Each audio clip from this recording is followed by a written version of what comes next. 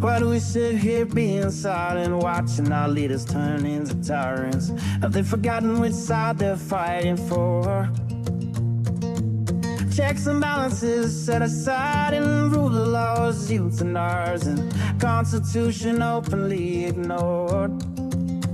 Man, I'm not okay. Think we are being played.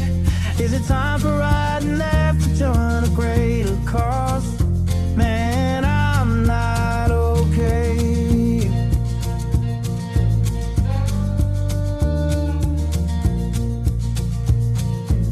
The rich claim to be victimized just to attack the marginalized. Is 1% really worth more than all the sick and poor?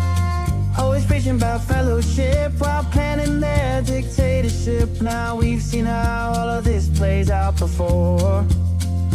Man, I'm not okay. Think we are being played. Time for you and I to join our country's call.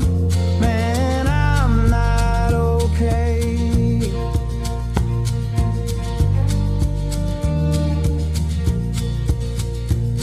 Ever wonder all the mystery, why they whitewash our history, keep dividing is their plan? All in all, such a scam. Algorithm very sly, only used to spread the lies. Politicians know well, hate is simple to upsell. Man, I'm not okay.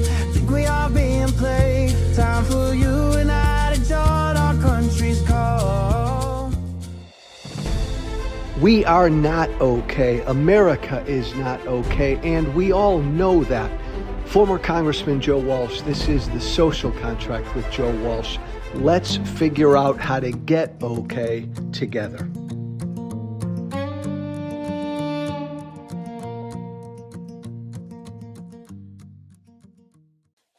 Hey, I've got a really interesting and important conversation coming up in a few minutes with two good, decent, lovable Americans who are doing what they can right now to protect people with the rights of people with disabilities in this country. We will get to that in a second. And there's going to be no easy way to segue into that conversation, because I've got to start with a bit of a rant here about the traitor in the White House. The President of the United States is an enemy of this country. Every time I say that, I still find it so difficult to say. The current president of this country is an enemy of this country. He's a traitor to this country. Again, I don't have 7 hours today to go through every piece of evidence supporting what I just said. I just want to start here. Just here. Keith, can you show me that NATO headline? Can you put that in front of me? I just I'm so tired of this. Do we have it, Keith? If not, I'll just say it. Trump's bashing NATO again this morning. That's the headline. I forgot where we grabbed it, but the headline is Trump bashes NATO. Again, Donald Trump's over at the NATO summit in Turkey, which will begin here momentarily. I believe maybe even tomorrow. He didn't even want to go to this NATO summit. He said that this morning in a press conference, but it's the headline. There it is again. Trump bashes NATO. That's all he does. Trump bashes NATO. Trump bashes our allies. Trump bashes our European allies. Trump bashes Ukraine. Trump bashes NATO. You never see a headline. You've never seen this headline. Trump bashes Putin. You've never fucking seen that. Trump's never bashed Putin. Trump's never criticized Putin. Trump bashes NATO yet again. Just music to Putin's ears. Exactly what Putin wants Trump to say. Probably exactly what Putin told Trump to say. They had an 85-minute conversation, private phone conversation, just 2 days ago, Trump and Putin did. I have no doubt that Putin told Trump again to go after NATO, to criticize NATO, to bash NATO. And on cue, there he is. There it is. Trump bashing NATO. He said this morning, he questioned again this morning, he does not even know why the United States of America is part of NATO. Putin's smiling. Said that he didn't even want to go to this NATO summit. But he only did it because he likes Erdogan, the dictator that runs Turkey. In fact, Trump so despises NATO, and so does whatever Putin wants him to do. Trump this morning said, you know what? He thinks he's going to sell F-35 fighter jets to Turkey. Trump said that this morning. That's banned by U.S. law. America cannot sell F-35 fighter jets to Turkey. Trump said this morning he thinks he will. You wake up this morning to another headline, the same headline. Trump bashes NATO. And I'm compelled to say what I've said so many times before. The current president of the United States is not on the side of the free world. What an amazing thing to say. And I've said it a bunch. The president of the United States is not on the side of the free world. Never has been. From the moment Putin invaded Ukraine, Trump has never been on Ukraine's side. He's always been on Putin's side. Donald Trump does not stand with the free world. Donald Trump does not stand with NATO. Donald Trump does not stand with our European allies. He stands with Putin. The current president of the United States works for Putin. I got in a lot of trouble a few months back when I said that on CNN. CNN has not been as open to having me back on. When I said openly, why is this confusing to anybody? Trump's not on the side of the free world. Trump works for Putin. Hell, Trump's probably a Russian asset, I said. And then in real time, the host, a man who I respect the hell out of, said, well, we just need to say there's no proof of that. There's no proof that Donald Trump is a Russian asset, blah, blah, blah, yada, yada, yada, yada, yada. He works for Putin. Donald Trump has never, ever bashed Putin. He's spent the past, 18, 19 months of his presidency from the moment he was sworn in. He's spent that time, in addition to every corrupt, lawless, un-American thing he's done here at home. Donald Trump has spent the past 18 to 19 months doing nothing but bashing Zelensky, bashing Ukraine, bashing our European allies, and bashing NATO. repeatedly, almost daily. So you tell me whose side he's on. Let me close with this. I do a lot of media over there. I do a lot of media in Europe. And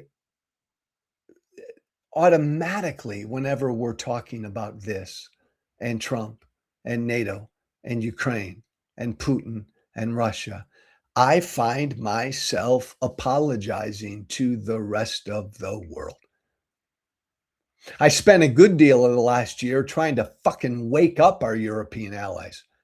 Every time I did a media hit over there, hey, wake up. France, Germany, all the rest of you, wake up. Trump's not with you. Trump's not siding with you. Trump's not on your side. He's with Putin. He works for Putin. Hey, Ukraine, wake up. Donald Trump is not your friend. He's your enemy.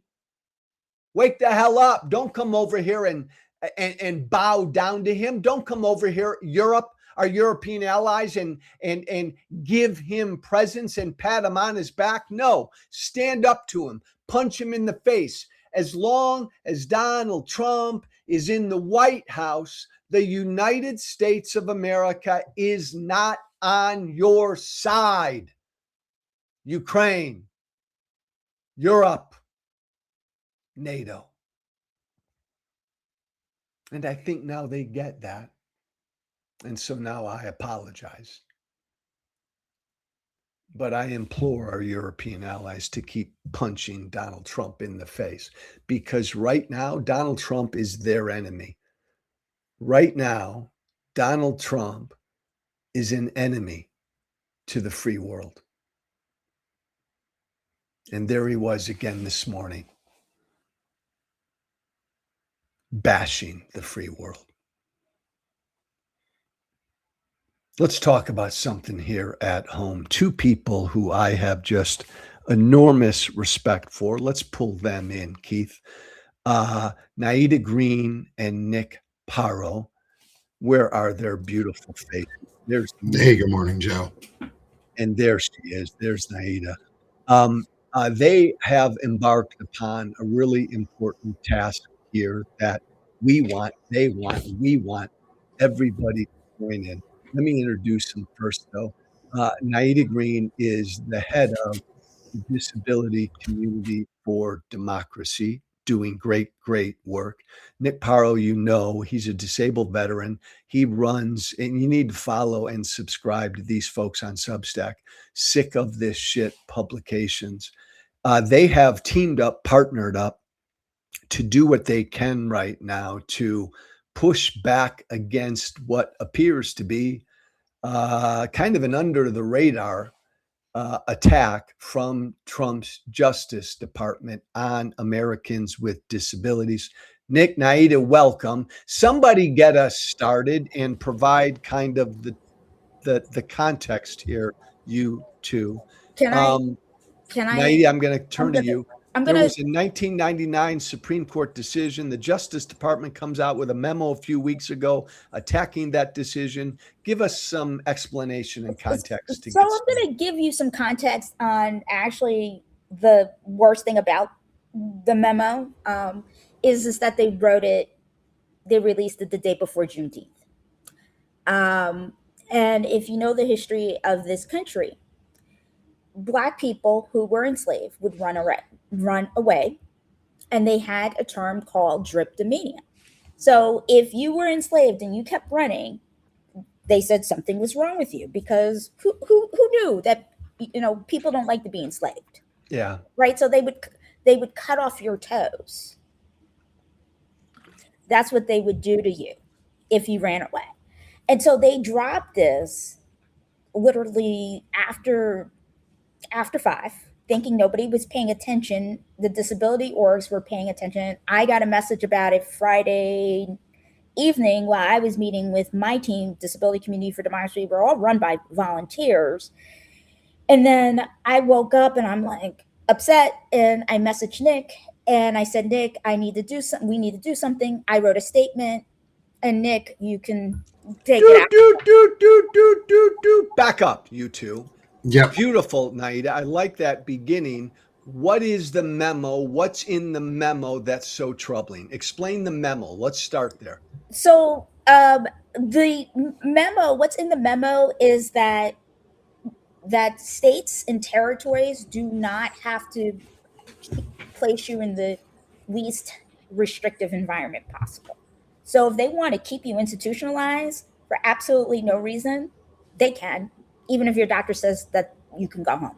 And and that also applies to schools, and not just like psych institutions, but it also applies to schools and applies to people who receive who are in nursing homes and who need home care. Applies to everybody, and this also gives them the opening to institutionalized dissent. So we have something called in this country protest psychosis. We have a Yeah. history of this.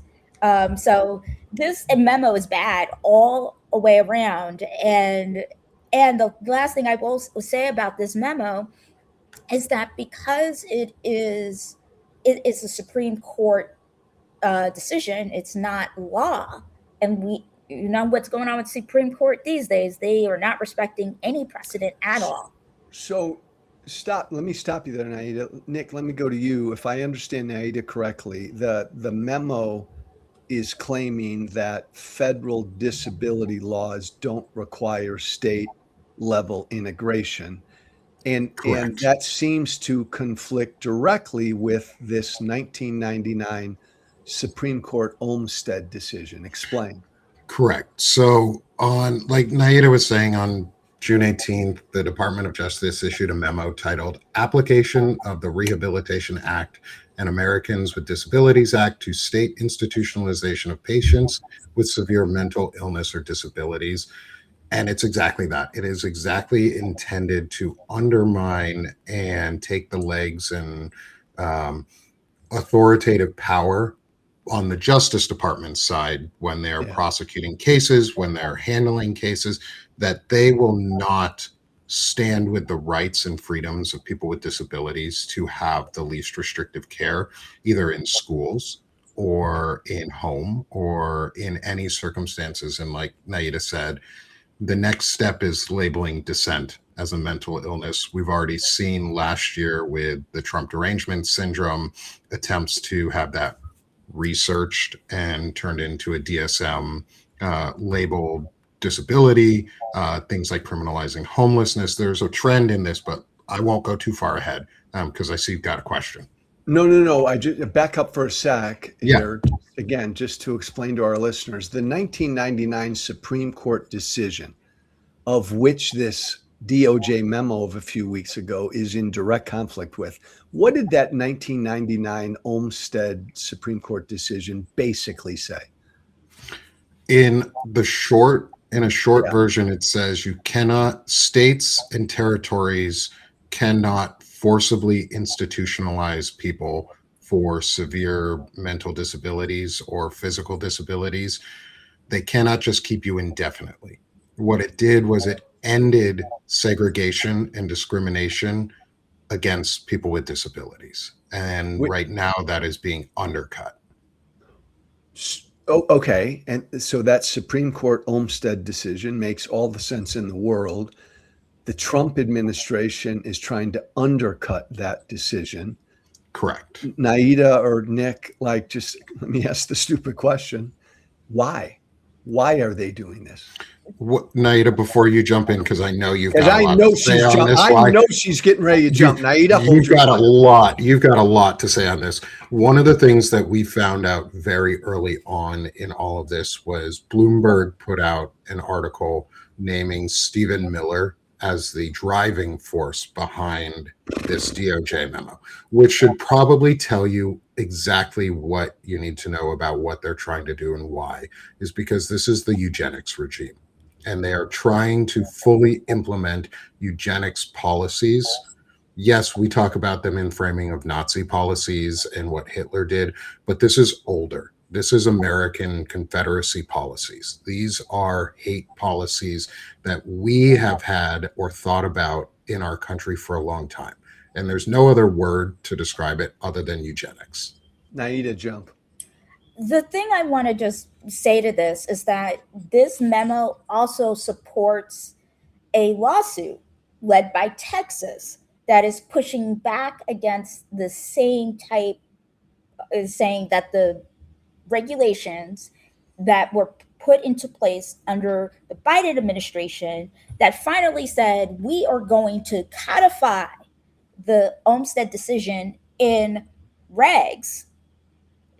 This memo says we agree with the case, the lawsuit, therefore we're surrendering. They've done this with the initial 504 lawsuit when they said it was going to be declared unconstitutional.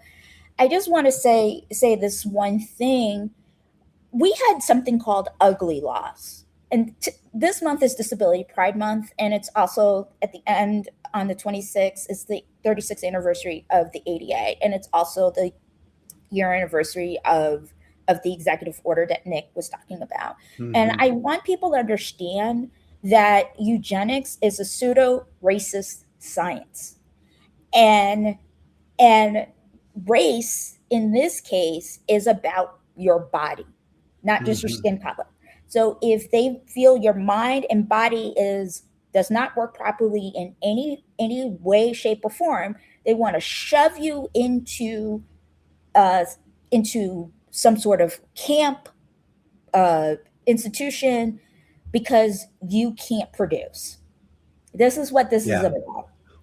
Well, and Naida, again, Nick, and you said it, Nick, but when you look at the 1999 Supreme Court decision, it basically said people with disabilities are integral parts of their community. And then it goes on to say the decision that segregating or isolating disabled individuals is unacceptable and dehumanizing. And Stephen Miller and the Trump administration trying to reverse that via executive order, via a Justice Department memo. Yeah, and it fits into a very long pattern of this regime, this occupant's style since he's been in. When he first came in, we have now criminalized homelessness, or there's executive orders around criminalizing homelessness. There are Yeah. executive orders describing substance abuse as a crime so that they can criminalize substance abuse rather than offering help and support for recovery and integration back into your community, because we know that recovery works for a lot of people, and these are trying to take this away.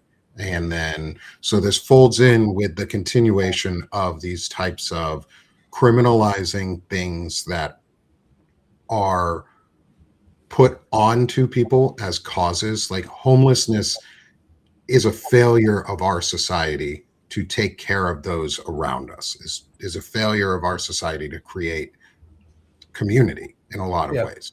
And criminalizing that is just penalizing people who have already been forgotten or left behind. And so this fits that pattern, just like the attacks on the immigrant community and the attacks on our LGBTQ plus community. It's all tied in together on forcing us into these tiny little bubbles of what we can and can't be without seeing the humanity And behind it. what's one of you mentioned earlier that expanding what they're trying to do, this discrimination, this isolating or institutionalizing even people who just wage dissent. Correct. Explain that. So one of the things we have seen with this administration is last year there was a, I believe it was in the House, a commission set forward to research and codify Trump derangement Oh syndrome yeah. as Yeah. part of the Yeah. diagnostic manual, to Yeah. say that it is a disability, and Yeah. and that dissent in itself is wrong, and that there's something wrong with you because you have Trump derangement syndrome. And they're going to use that as the lever, along with naming people Antifa, whatever you want to freaking name people, is they're going to use that as the lever to say, Joe Walsh, you have Trump derangement syndrome. You need to be institutionalized, and your family and your care providers have no say in it. And this is going to hit communities really hard. And I know we're talking about the dissent part here on a lot of on a state level, but there's also the territory level where this is going to hit even harder, where resources are less available just because they're treated differently than states are, and they get different preference. They have a lower level of preference on our scale, and so anyone who's dissenting there, it's easier to make them disappear. So you two warriors, you two happy warriors, what can be done? What are you doing? What can we do about this? We have partnered. Well, Knight, I'll start. We've partnered together to do something about this, to say no to Crip Crow. And Naida, can you explain? I love that. I love that. Say no to Crip Crow. Can you explain what Crip Crow means for people, so that they understand? Naida, you better explain. It sounds terribly offensive. I love that. It sounds offensive too. It pisses people. It gets you in that trigger spot. It is offensive, and it's meant to get under your skin. So there it is. Cool. Thanks, Keith. Go ahead, Naida. So in Black disability spaces, there is a term cripping, Crip Crow, and or Jim Crip Crow, where it's about the prison, the special ed to prison pipeline, or just segregating people who have disabilities and they're primarily Black and brown in prisons, like keeping them segregated. And so I liked the Crip Crow part of that. And it's actually true. That's what we did as a society. We shoved people into institutions to hide them, right? People with disabilities were not allowed to get educations before 1975. People with disabilities were lobotomized. That happened to RFK Jr.'s aunt.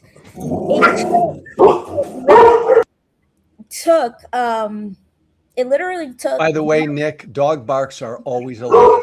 It's dog bell time. Someone's at the door. It doesn't matter that dog barks are always allowed. I just didn't want to interrupt Naida. No, she was on a roll. On a roll, but I hear a barking dog, I get excited. Naida, he loves dogs. We used to institutionalize people, and it took until. And I know there's a lot of people mad at, the former right, who would now be like center, Reagan particularly, but he's the one who actually said these institutions need to be shut down because of, the human rights abuses in them. And that's how we got here, right? That's how we got to this Supreme Court decision, right? All of these laws that were signed by Republicans that gave the basis of what guys, tell me what you're doing. What can you do? Don't worry about the dog. There's a Supreme Court ruling. The Justice Department is trying to work around that. What can we do to stop what they're doing? So what we can do is, thank you, Keith and Joe, for putting out that website. There it is. Cool. Awesome. Is on the screen. There's a website, broadbanner.com/crip-crow. If you go to that webpage, Naida and I have partnered together. It's a webpage that I've been building and I put together to make a very simple single spot where you can take action. And that action is coordinated efforts with us, all of us, to be calling, emailing, faxing, generally making ourselves obnoxious for democracy and for rights so that we can't be ignored.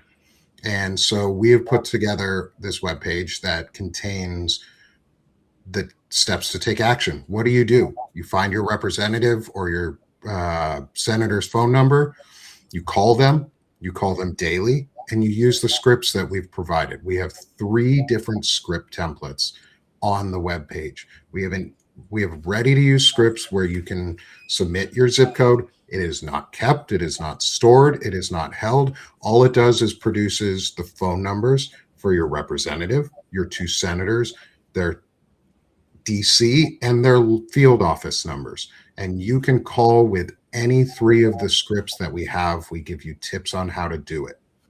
And let me, again, everybody, the website's right there, broadbanner.com/crip-crow. Love that. There's the And website right there. I and can just say, Naida, before you jump in, as a former member of Congress, this kind of advocacy does make a difference.